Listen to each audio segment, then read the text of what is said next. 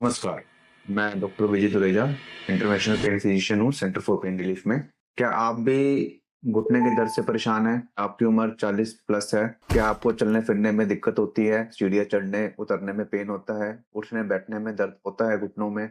या चेयर से बैठकर उठते हैं तो कैच आता है घुटने में, उठने में प्रॉब्लम होती है? या रात को नींद नहीं आती घुटने के दर्द की वजह से?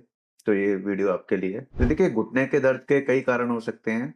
घुटने का दर्द एज़ सच कोई सिर्फ़ दर्द इंडिकेशन नहीं है सर्जरी के लिए। घुटने के दर्द के मुख्यतः कई कारण हो सकते हैं, जिसमें से एक कारण होता है ऑस्टियोआर्थराइटिस, जिसमें कि हमारे जो नॉर्मल घुटना है, उसमें विद एज जो है हमारा बोन के ऊपर से जो कार्टिलेज है, वो खत्म होने लग जाता है, तो हम उसको वियर एंड टियर बोलते हैं, तो विद एज ऑस्टियोआर्थराइटिस हो सकता है।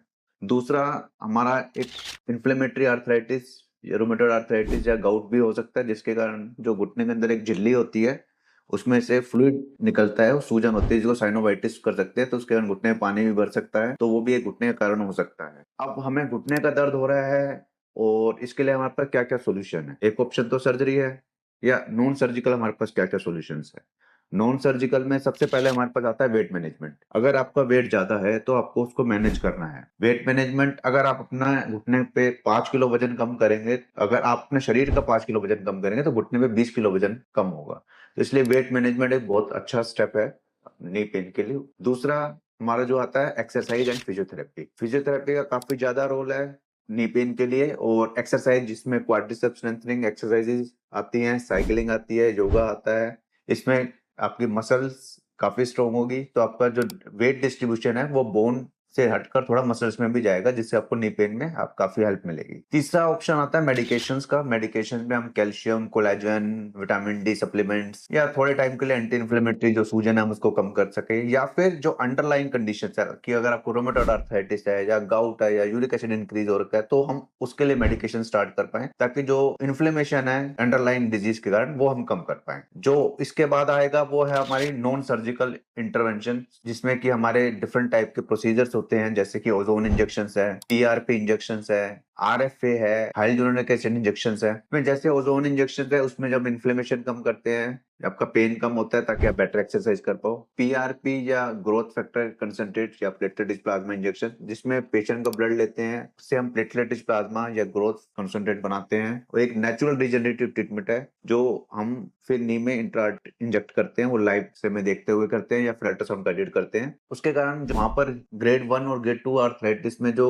डैमेज है कार्टिलेज को, उसको रिस्टोर कर सकते हैं या उस डैमेज को हम स्लो कर सकते हैं, ताकि आपको नी पेन में हेल्प मिल सके। एक हाइलुरोनिक एसिड होता है इंजेक्शन, जिसको हम नॉर्मल लैंग्वेज में ग्रीस का इंजेक्शन बोलते हैं, वो भी एक लुब्रिकेंट का काम करता है नींद में, वो हम यूज कर सकते हैं। या एक आरएफए होता है, रेडियो फ्रिक्वेंसी एब्लेशन, जो हम सीवियर ऑस्टियोआर्थराइटिस में यूज कर सकते हैं कि अगर पेशेंट मेडिकली फिट नहीं है सर्जरी के लिए, तो हम उस पे हम जा सकते हैं। कि उसमें हम बेसिकली क्या करते हैं, यहाँ से हमारी जेनिकुलर नर्व्स जाती हैं ब्रेन तक, उनको हम डिसेंसिटाइज करते हैं पेन फाइबर्स को हीट वेव से, ताकि हम उसको पेन को हम कम कर सके। इन सब पेन कम होने के बाद फिर पेशेंट की एक्सरसाइज, कुछ प्रिकॉशन जैसे कि जमीन पे कम बैठना है, लो लाइन सर्फेसिस पे कम बैठना है, इंडियन टॉयलेट कम यूज करना है, ये सब चीजों के साथ हम मैनेज कर सकते हैं। तो अब हम बात करते हैं कि किन कंडीशंस में हमें नी रिप्लेसमेंट की जरूरत पड़ती ही पड़ती है। काफी पेशेंट्स को नी रिप्लेसमेंट हम अवॉइड कर सकते हैं नी पेन में, बट कुछ पेशेंट्स होते हैं जिनको जरूरत पड़ती ही पड़ती है। जैसे कि अगर बोन टू बोन आर्थराइटिस है, बोन टू बोन आर्थराइटिस का मतलब है कि ये फीमर है, ये आपकी टिबिया है, ये बिल्कुल आपस में टच कर रही है, इनके बीच में बिल्कुल भी गैप नहीं रह गया, ये आपस में टच कर रहे हैं और जब आप चलते हैं तो बिल्कुल टकराने की आवाज आती है, तो इसको बोन टू बोन आर्थराइटिस बोलते हैं। या फिर इसको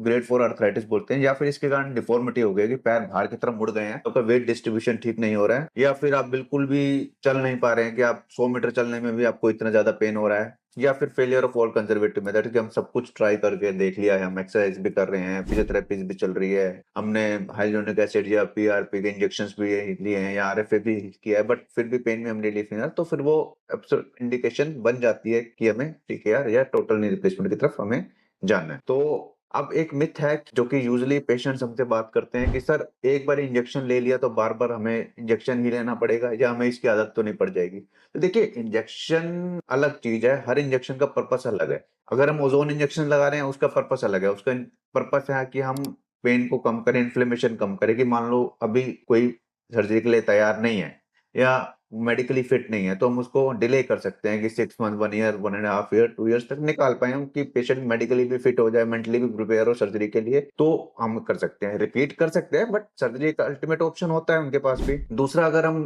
पीआरपी कर रहे हैं, प्लेटलेट रिच प्लाज्मा इंजेक्शंस कर रहे हैं, वो ग्रेड 1 और ग्रेड 2 ऑस्टियोआर्थराइटिस में यूजुअली हम करते हैं, वो एक रीजनरेटिव ट्रीटमेंट है। उसमें कोई भी बाहर की चीज़ यूज़ नहीं की जाती, पेशेंट के ब्लड से ही प्रिपेयर करते हैं, या तो प्लेटलेट रिच प्लाज्मा होता है या फिर ग्रोथ फैक्टर कंसंट्रेट होते हैं। वो रीजनरेशन में हेल्प करते हैं, बेसिकली जो कार्टिलेज वीक हो गया है, वो हम जैसे हमने किया तो 3 इंजेक्शंस करते हैं, जैसे 1 किया फिर 2 वीक में 1, फिर 2 वीक में 1, तो इसको हम रिपीट कर सकते हैं। और ये बिल्कुल नेचुरल है, कोई भी हार्मफुल नहीं है ये, जॉइंट्स के लिए भी हार्मफुल नहीं है, कोई स्टेरॉइड्स वगैरह इसमें यूज़ नहीं करते हैं पीआरपी में। तो तीसरा, हाइलुरोनिक एसिड होता है, वो भी एक टाइम बाय प्रोसेस होता है कि हम पेशेंट अभी मेडिकली फिट नहीं है, तो हम 1 डेढ़ साल हम निकाल सकते हैं उससे।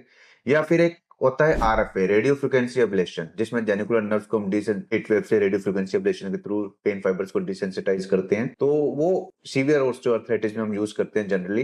जैसे कि पेशेंट काफी एजिड है या फिर कोई कोमोर्बिड इलनेस है, सर्जरी के लिए फिट नहीं है, तो फिर हम उन कंडीशन में यूज करते हैं। उसको रिपीट भी कर सकते हैं, वो 1 डेढ़ साल में पेन उनका कम रहता है, फिर उसको रिपीट भी कर सकते हैं। तो बेसिकली टेक अवे मैसेज ये है इस वीडियो का कि नी पेन सर्जरी के लिए फिट है या नहीं है, ये बहुत चीजों पे डिपेंड करता है। पेशेंट की एज क्या है, पेशेंट मेंटली कितना प्रिपेयर है, पेशेंट को कोमोर्बिड इलनेस तो नहीं है, कोई मेडिकली फिट है या नहीं है। तो इन सब चीजों को देखते हुए हमें एक डिसीजन लेना पड़ता है कि हम कंजर्वेटिव मेथड की तरफ जाए या नी रिप्लेसमेंट की तरफ जाए। बट इंपॉर्टेंट चीज ये है कि एक्शन लेना है, हमें नी पेन को ऐसे छोड़ना नहीं है। आइदर हम नॉन सर्जिकल ट्रीटमेंट ऑप्ट करें, बट सर्जिकल ट्रीटमेंट ऑप्ट करें, बट एक्शन तो लेना है। और कोई भी एक्शन ले आपका ठीक होए, उसके बाद रेगुलर एक्सरसाइज करना बहुत ज़रूरी है। Thank you.